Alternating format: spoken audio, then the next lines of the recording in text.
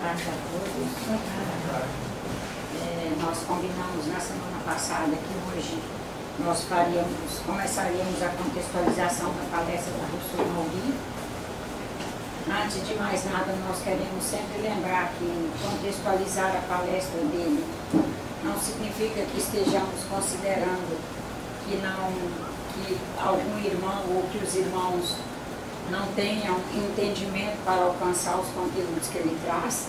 É o contrário, nós temos certeza que se ele traz é porque todos já têm condições de alcançar, mas especialmente é que nós entendemos que esses médiuns pontuais, eles trazem um volume de conhecimento muito grande, eles têm uma prática de vida muito dinâmica, um intelectivo muito dinâmico, e quando eles se colocam para falar para nós, eles vão trazendo esses conteúdos e eles vêm, é uma fonte jorrando, e não há tempo para eles trabalharem cada item com mais tempo, para aquilo ficar mais claro e mais bem concatenado em nós.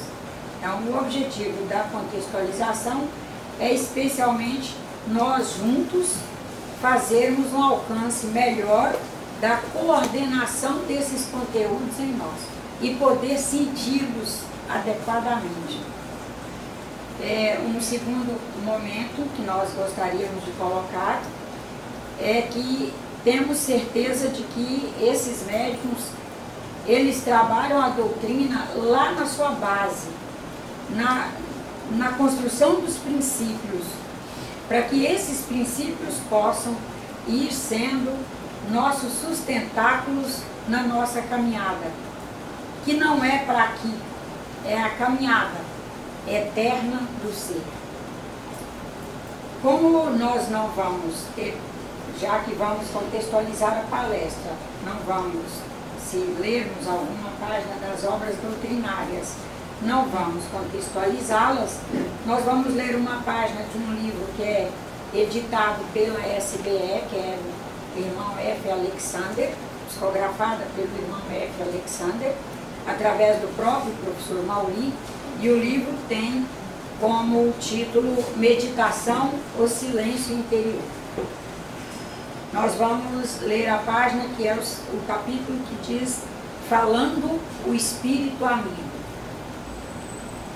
Toma cada dia como uma oportunidade permanente de aprendizado, de mudança, de evolução. Não há outra esperança senão caminhar para o Criador. A tua consciência, teu fazer, o teu sentir, devem sempre conduzir o teu ser. O Espírito vive sempre, é eterno. Compreende que és o que pensas, falas e fazes no processo da eternidade, e, portanto, que nada passa. Tua natureza é substância de amor, de verdade, de conhecimento, é construção, é luz, é fraternidade, é transformação. Tua natureza é substância em evolução. Quando conseguires compreender o verdadeiro significado da vida, serás plenamente livre. O processo para essa compreensão é sempre operoso, interativo, é de consciência, portanto, é de dentro para fora. É importante que percas o medo da tua morte, que percas o medo da morte de qualquer um, e se desvanecerão todos os outros temores. Converte-te em trabalhador corajoso da seara de Jesus Cristo e alcançarás a realização plena pelo amor e pela caridade. A cada instante, se não faltar ao teu ser a luz da vontade de aprender, será sempre o novo. A ilusão dos sentidos materiais toma conta do materialista, destruindo completamente a sua consciência moral. Busque, portanto, irmão, a tua consciência. Recorda sempre que o sentido da vida é processual. Portanto, a alegria não é de superfície, não representa mero acontecimento. Meu amigo, a doutrina dos Espíritos te ensinará a consciência de ininterrupta meditação, trabalho, estudo, pesquisa, caridade. Coragem, a diversidade te revelará o ser homem. Compreenderás o espírito, a substância. Terás domínio sobre ti mesmo, serás livre. Qual página? É a página 61. E o título do capítulo é Falando o Espírito a mim.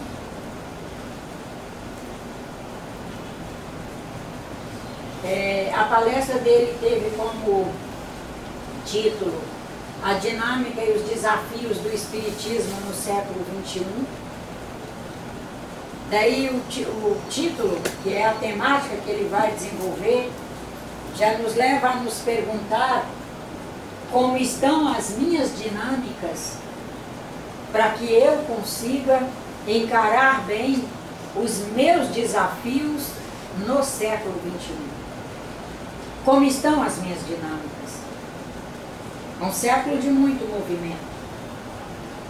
Como todos os demais séculos, é um século que nasce todo um movimento que nós não estamos preparados para ele. Nós trazemos prontidão para alcançar.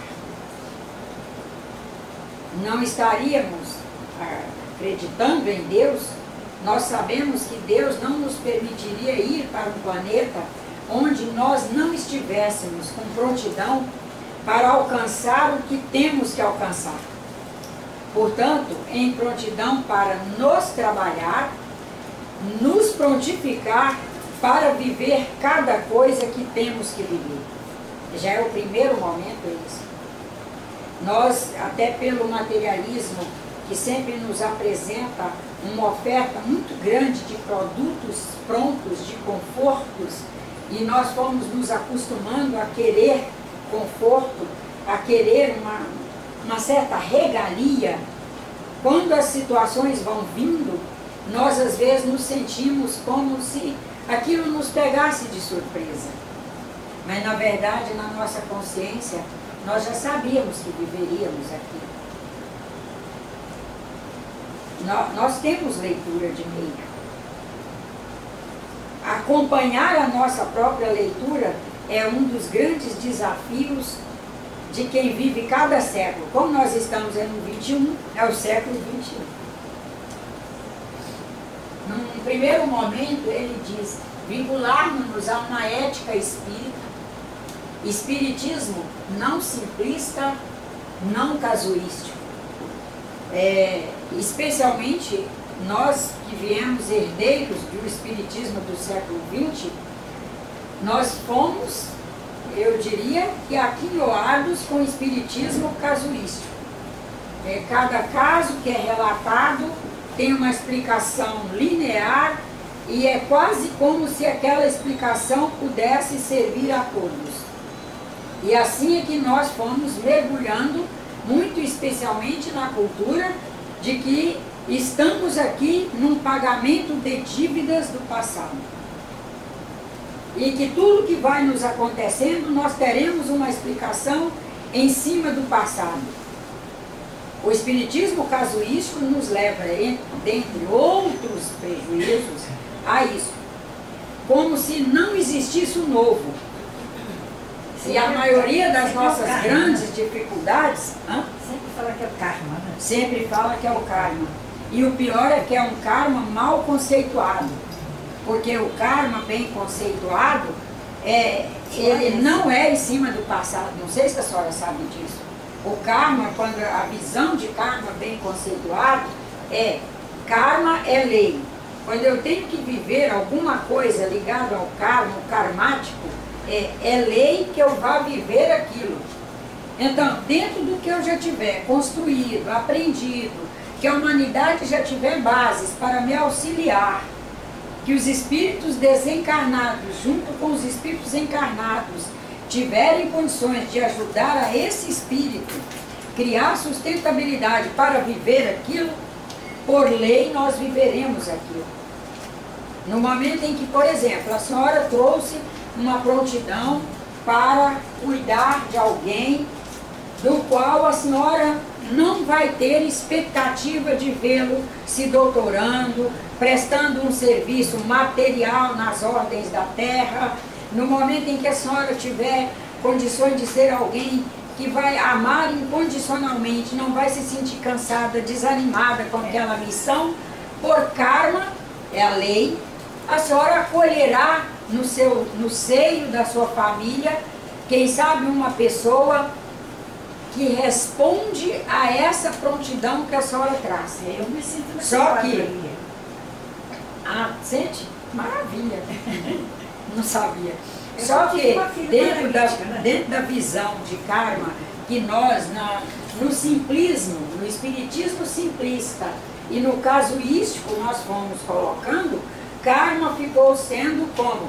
Eu errei no passado e agora eu vivo isso porque eu pago, eu tenho que pagar.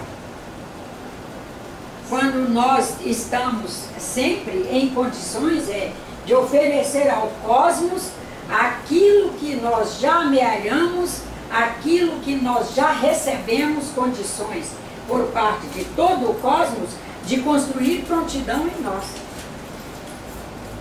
Se nós fizemos algo no passado, nenhum espírita poderia afirmar que fizemos, e nem não espírita, pois Deus é tão generoso que nenhum de nós sabe o que fizemos no passado. Como que nós espíritas é que poderíamos afirmar que fulano está vivendo isso porque fez isso? Mas se fulano está vivendo isso, com certeza ele traz qualidade ligado ou a já ter acumulado informações e cultura e estrutura para aquilo, ou ele já construiu noutras áreas do seu ser condições para, neste momento, aprender aquilo. Aí ele já necessita aprender através daquele conjunto de experiências para que esses outros setores que ele já evoluiu, que ele já aprendeu e que ele já tem base, para que eles possam estar em condições de avançar cada vez mais e ele se prontificar cada vez mais neles em prol da humanidade ou de outra cultura onde ele reencarnar porventura dali para diante. E daí, trabalhando nesse tópico, ele falou sobre o reducionismo mecanicista e do mecanicismo reducionista, que na verdade é dentro do exemplo que a senhora trouxe, né? Nós fomos quase sendo, inclusive por nós mesmos, adestrados para o reducionismo mecanicista, que nós somos capazes, por exemplo, de afirmar: eu sou assim e eu não mudo.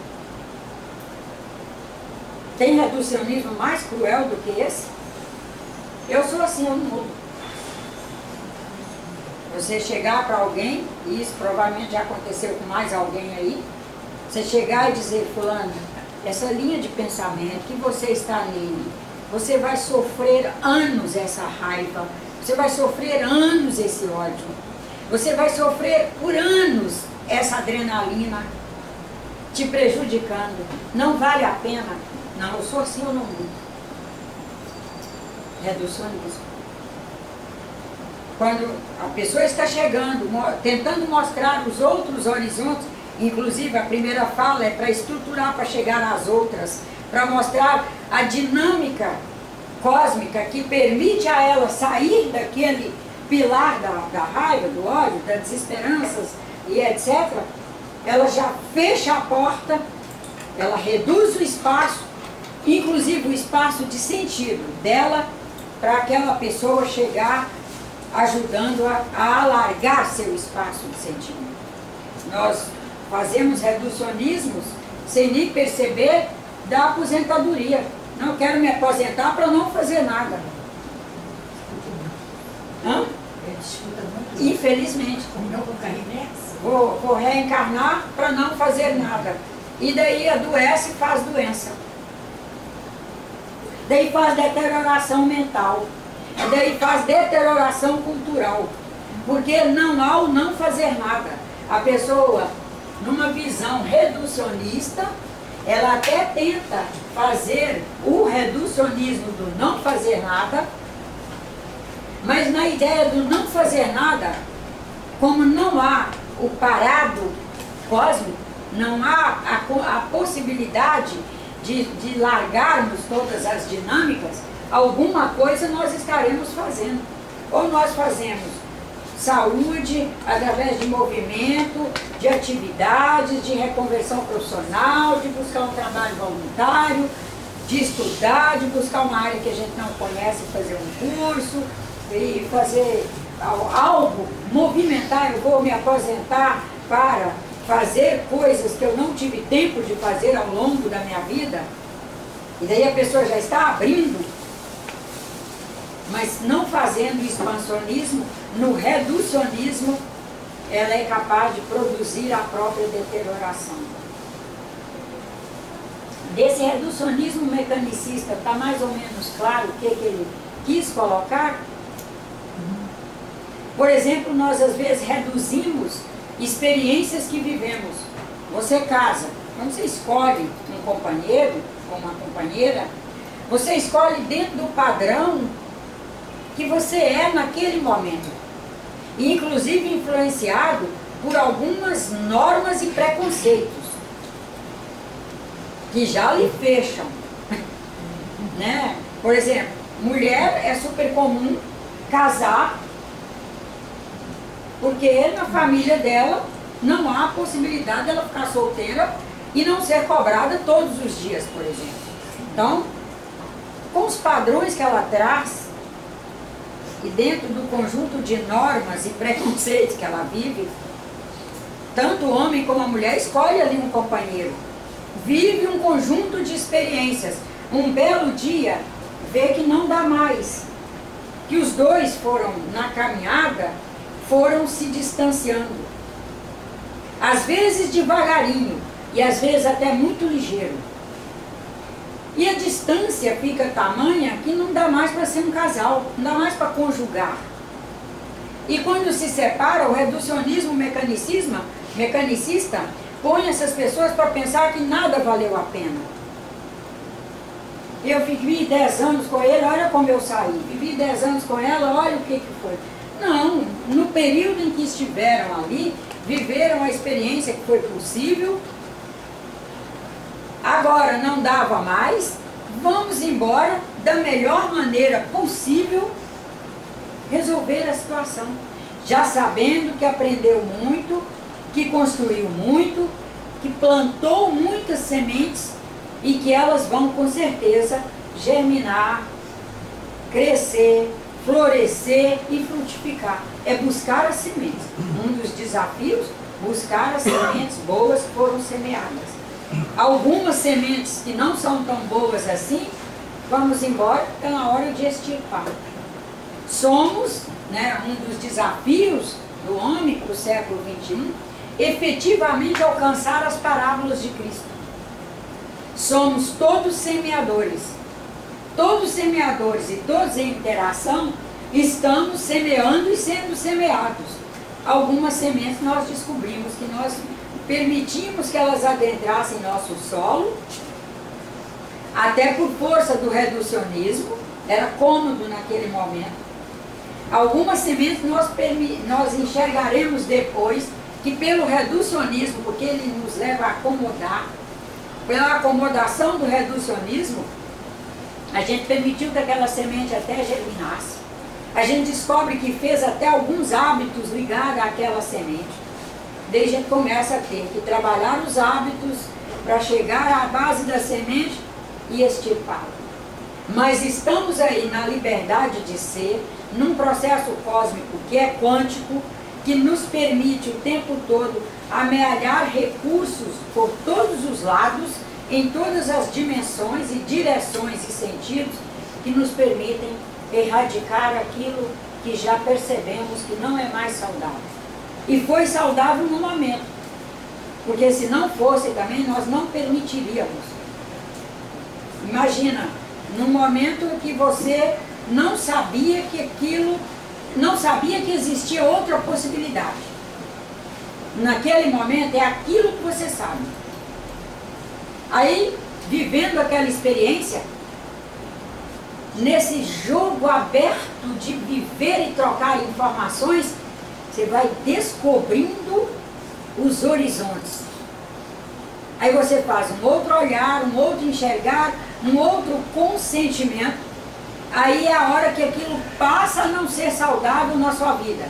E é a hora da erradicação. E que nós temos que estar abertos para não sermos reducionistas a ponto de ter raiva porque um dia agiu daquela maneira, de ter raiva de quem nos trouxe aquela semente, de ter raiva da sociedade porque ela naquele momento era daquele jeito. Não, aquilo era o possível. E agora o possível se alterou e a nós cabe, na abertura de ser, na liberdade de ser, viver um momento novo. E daí, seguindo essa linha do reducionismo, do não, ele trabalha o disjuntivo e nos alerta para o conjuntivo. Na medida em que nós vamos nos permitindo viver o reducionismo, nós vamos ficando disjuntivos, em primeiro lugar, é de nós mesmos. Nós somos capazes de fazer práticas que não combinam conosco. Somos capazes de comer o que não é para nós. Comer mesmo, na ordem material. Que a casa espírita está aqui para trabalhar o ser encarnado. O ser encarnado está aqui numa formação de espírito, perispírito e corpo físico. E cabe a nós todos os dias refletir sobre essa unidade. Porque no momento que o espírito faz um projeto reencarnatório e passa a produzir um corpo físico, para ele fazer o exercício desse projeto, colocá-lo em ação, nós vamos ter que juntos todos os dias construir prontidão e para ter uma conjuntura de situações que nos permitam um corpo físico com qualidade para fazermos nosso projeto reencarnatório. Então, a orientação, uma palestra dessa como a dele, nos leva a pensar desde a ordem material, eu cuidando deste conjunto, quais são as exposições que posso fazer, quais são os alimentos que posso fazer, a hora que eu posso fazer, quais são os diálogos, quais são as linguagens, qual é a linguagem que uma senhora de 66 anos faz diante de outras senhoras que ela não sabe se tem a mesma prontidão dela para ouvir aquilo, se é o conjuntivo. Quais são as linguagens que uma senhora de 66 anos deve fazer diante de uma moça de 20, diante de uma menina de 10, de um menino de 10, de uma criança de 6 anos, de um neonato? Qual é o meu tom de fala numa casa que chegou uma criança da maternidade? Como nós, no reducionismo, nós fomos inclusive nos eximindo de responsabilidades, fica muito fácil não sermos conjuntivos, que é nos aderir ao presente, nos presentificar ali e verificar quais são nossas funções e quais são as modulações que precisamos fazer. A gente vê que na nossa cultura hoje as pessoas têm uma enorme dificuldade com modulação, que não é ser falso, é agir dignamente de acordo com o local, com esse que é o espaço e com o tempo que está ali, com a inteligência que já alcançamos. É o que todos os bons filósofos, os religiosos e especialmente os cientistas trabalham, uma visão de tempo, espaço e inteligência. Com a inteligência que eu sou, como eu devo agir neste espaço, neste momento, para ser conjuntivo. O que eu devo oferecer a mim todos os dias ao acordar? Uma boa prece, uma mensagem de trabalho, de colocação, no sentido de estruturar um dia onde eu possa ser, no meu possível, a utilidade onde eu chegar. Mas eu posso fazer o disjuntivo com a inteligência que eu sou, com esse corpo que trago, em condições de trabalho, dizer que eu já fiz o que eu devia fazer e que eu não vou mais me esforçar. E como nós somos livres, o grande cuidado nosso é: eu sou livre para fazer qualquer coisa. Mas tenho que buscar o conjuntivo para eu ser algo bom. Em primeiro lugar, sem egoísmo, mas é para mim. Quando a língua portuguesa trabalha a primeira pessoa, como eu, né? Lá na nossa gramática, primeira pessoa é o eu. Eu faço, eu sou, lá na conjugação de verbo nossa, lá, quando ela afirma isso, há aqui uma fundamentação filosófica maravilhosa. A primeira pessoa sou eu. Eu sou a primeira que recebo os eflúvios bons dos bons pensamentos que eu fizer. Sou a primeira a receber os maus eflúvios dos maus pensamentos que eu fizer. Eu sou a primeira a usufruir da energia que o sistema inteiro usina com esse pensamento. Portanto, se ele for bom, eu estou num processo conjuntivo com o meu projeto reencarnatório, sendo proativa. Se eles são ruins, se minhas mensagens são ruins para com a vida, com as pessoas, com Deus e com todos, eu estou sendo proativa. Proatividade nós não vamos deixar de ser nessa chave aqui. Eu estarei sendo proativa num processo disjuntivo com relação aos melhores parâmetros para a minha vida. E ele vai, ao longo da palestra, nos convidando a fazer essas reflexões. E daí ele coloca a mutilação do pensamento versus a expansão do pensamento. Quais são os pensamentos que eu quero ir trabalhando para que eles deixem de existir na minha vida? Quais são os que eu quero expandir?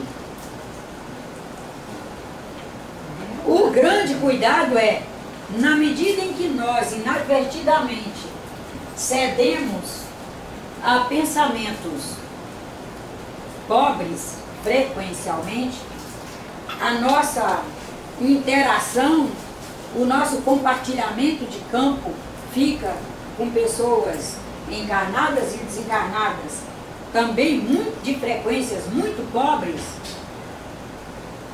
Nós começamos a criar ideias que são, eu diria, destruidoras da nossa própria pessoa.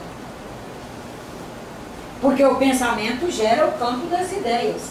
Na medida que nós pensamos, nós trazemos a faculdade ideativa, que já é a consequência do imaginário. Nós trazemos o imaginário, vamos produzindo os pensamentos. Com esse imaginário, nós configuramos o pensamento. Nós damos forma a ele. A partir do momento que nós damos forma, nós já estamos em condições de visualizar. Visualizando, nós vamos confirmando. Nós vamos efetivamente produzindo. Mas nós somos capazes de fazer mutilações da nossa própria capacidade do bem pensar. E hoje, com uma tecnologia que nos permite o tempo todo receber informações, as portas estão abertas. Nós trazemos os equipamentos. Nossa casa é recheada de equipamentos, receptores de informações e emissores de informações que nós digitarmos ali. Qual é a nossa responsabilidade com relação à seleção? Seleção dos portais. Quais os portais eu quero todos os dias me ocupar deles? Ah, fez um grupo espírita, doutor Leocádio Zé Correia. Beleza. Ah, que com um grupo espírita da minha casa, fez um grupo, formou um grupo. Ah, o grupo começou com assuntos pobres. Sem constrangimento, excluísse do grupo. Sem constrangimento. E quando algum do grupo perguntar, você saiu? Eu saí porque não deu no que eu queria. Pronto. Porque qual a mutilação que nós sofremos ao ficar ali gastando nosso precioso tempo lendo para saber se deleta? E a coragem da gente de deletar algo sem ler, a gente se sente desumano. Não, o grupo mandou a notícia, tá? Eu tenho que ler. Aí o tempo está gastando. E um detalhe, nós somos imparciais o suficiente para qualquer mensagem nociva chegar e de certa forma não fazer alguns níveis de aderência à nossa pessoa?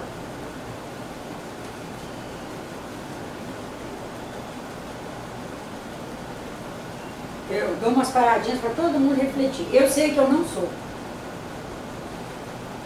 Ou algo dali me toca no sentido de eu ficar imaginando um jeito de resolver aquilo, ou aquilo me cria um estado de indignificação e eu fico indignação.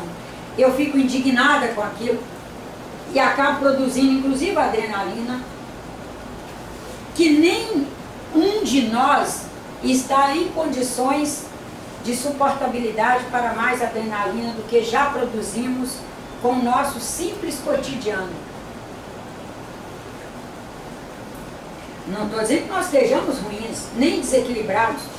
Não, a questão é que nós trazemos como espíritos encarnados alguns equilíbrios onde determinadas substâncias que nós produzimos no movimento da vida necessitam estar em equilíbrio para que nós tenhamos condições de fazer nossas escolhas, decisões, ponderações, administrações e inclusive gerar a energia necessária para o nosso cotidiano. Adrenalina e serotonina é uma dessas chaves. Nós não temos condições de nos expor à produção de da adrenalina assim por qualquer coisa. Na mutilação do melhor pensamento,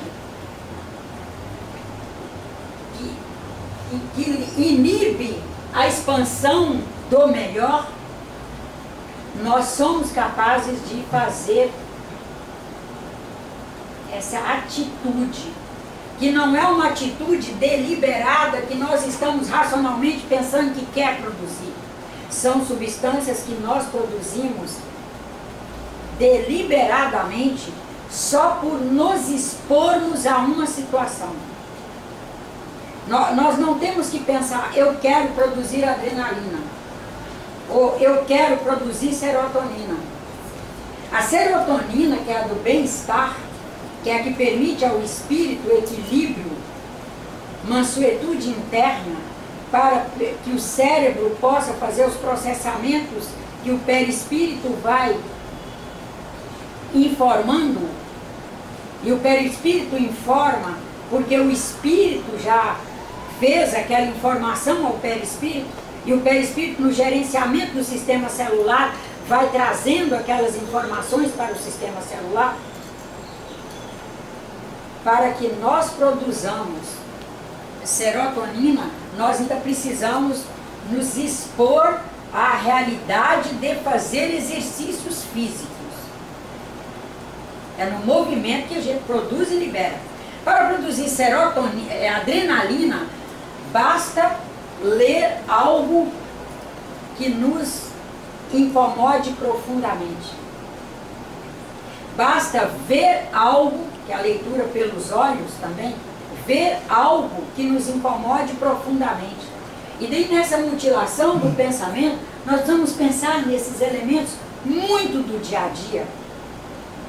O Espiritismo está, neste momento, muito interessado em trabalhar o cotidiano, porque é no cotidiano que nós espíritos estamos fazendo a nossa evolução. É no cotidiano, em ações muito cotidianas, que nós estamos fazendo nossas transcendências através de experiências que vamos ali administrando. Umas com mais maestria, outras com menos maestria. Quando nós fomos não trabalhando adequadamente o reducionismo, o conjuntivo e o disjuntivo, a mutilação do pensamento versus a expansão do pensamento, e especialmente expansão de bons pensamentos, nós fomos tendo muita dificuldade em administrar nosso especialismo. Hoje nós somos capazes de nos tornar extremamente especialistas, nos colocar em ação dentro desses especialismos que fazemos, sem, primeiro, abrir para que esse especialismo seja o tempo todo regado por informações novas e movimentos novos, injeções novas, e daí nossa linha de ação vai ficando a favor do reducionismo mecanicista, vai ficando a favor da mutilação do pensamento, porque o especialismo está num viés. Não, eu sou mãe e eu vou dar tudo para meus filhos. Destruiremos a nós e a eles. Eu sou médico e nenhum paciente vai sair do meu consultório sem uma receita de um medicamento. Destruiremos pessoas. Eu estudei cardiologia. O resto eu não sei nada e não me interessa saber. A minha especialidade é cardiologia. Minha especialidade é pneumologia. Se a senhora tem algum outro problema, a senhora vai no seu cardiologista. Aí no final, Aí no final a pessoa está no cardiologista, no pneumologista, no nefrologista, no neurologista, e cada um empurra um conjunto de medicamentos, e no final a pessoa tem 8 medicamentos, onde um faz a inibição do outro, um faz os efeitos colaterais para o outro, um faz as reações adversas do outro.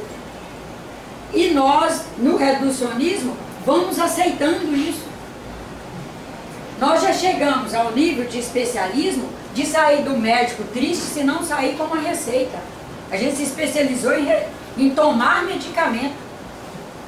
Esqueceu de se especializar em se conhecer. Para quando a doença começar, inclusive, não deixar chegar a ser uma patologia que necessite, por exemplo, ir para um médico e tomar uma medicação alopática. Nós somos capazes de começar uma dor de cabeça porque comeu ontem o que não devia e não se perguntar por que minha cabeça está doendo. Somos capazes, por exemplo, o especialismo em buscar a medicina alopática, o especialismo em delegar ao outro o nos conhecer. Nos especializamos nisso, nos especializamos em coisas assim que são deletérias à nossa felicidade. Nesse especialismo, nós somos capazes, por exemplo, de num dia de temperatura de 40 graus, passar um dia sem beber água. Especializou em não beber água. E as pessoas afirmam, não, eu não bebo água. Porque quando a gente fala de especialismo, tem os especialismos profissionais, que quando são fechados, que formam um corredor estreito, são horríveis. Mas tem o especialismo do não conhecimento. Imagina, numa cidade como a nossa, especializar em não beber água. especializou-se em oferecer bebida alcoólica a qualquer um que chegar na casa da gente. É um especialismo. Na minha região é especialismo. E se você chega, os especialistas lhe dizem: não sei o que te oferecer na minha casa. Não tenho nada para te oferecer. Me dê lá o seu copo d'água. Olha aqui que lindo pé de ervacideira. Faça um chá, vamos tomar um chá. Especialismo de bebida alcoólica. Especialismo de comer carnes. Não, se não comer vai ficar doente. Os filhos reencarnam hoje rejeitando carne. Mas a família, no especialismo, que proteína tem que vir de carne, olhe lá que tem que ser de carne vermelha, vai fazendo com que aquela pessoa que trazia um especialismo para viver uma vida vegetariana, que o organismo dela traz um especialismo para se adequar bem na terra pela via vegetariana, vai sofrer a mutilação do pensamento, no sentido do respeito a si, vai entrar para o consumo desses produtos que não são para ela, vai desenvolver aquela ação para pagar um preço altíssimo depois. O expansionismo, pelo expansionismo do pensamento, nós vamos todos os dias alcançando a complexidade. A complexidade é o ramo do conhecimento que nos permite saber que nenhuma situação é simples, que nenhum dado que alguém chegue nos ofertando, algum caso que chegue nos relatando, alguma situação que esteja vivendo, ela não é simples. Ela não é na simplicidade, no sentido de simplismo barato, que nós vamos conhecer aquilo, enxergar aquilo, ajudar aquela pessoa a enxergar e se conhecer para começarmos a resolver. Nós vamos ouvir o máximo da pessoa, vamos colocar alguns pontos, vamos estudar vários, colocá-los em estudo na nossa consciência para alcançar na complexidade que envolve cada um de nós quais são os pontos que norteiam aquela questão. A complexidade, ela nos leva a ser, inclusive, pessoas em condições de ajudar mais, porque estaremos sempre vendo que sabemos muito pouco e que temos que buscar muito em todas as situações. Buscar ajuda nos encarnados, nos desencarnados, nas obras escritas, nas obras faladas, buscar na cultura, e somando esses elementos todos, vamos encontrando pontos por onde começamos a trabalhar. Não é que encontremos resoluções prontas. Pela complexidade, nós sempre estaremos buscando pontos por onde começamos a trabalhar.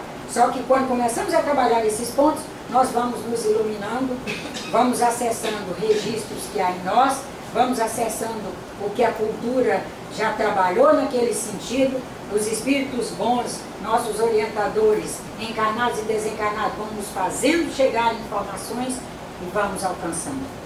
Infelizmente só deu para trabalhar um slide, o nosso tempo acabou e a gente continua sábado que vem.